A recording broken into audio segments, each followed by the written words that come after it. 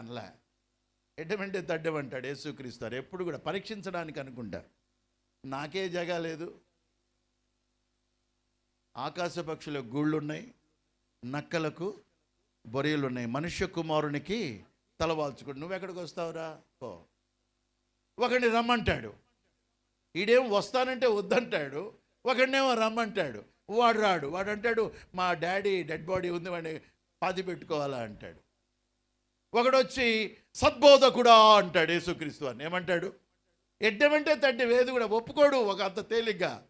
సద్బోధకుడు నేనెట్టయితాను, పరలోకమందున్న తండ్రి కదా అంటాడు. ఒకడొచ్చి ఏమంటాడంటే నిత్య జీవానికి వారసుడిని కావాలంటే నీ ఆస్తి అంతా అమ్మి నన్ను వెంబడించు అంటాడు. ఏమంటాడు?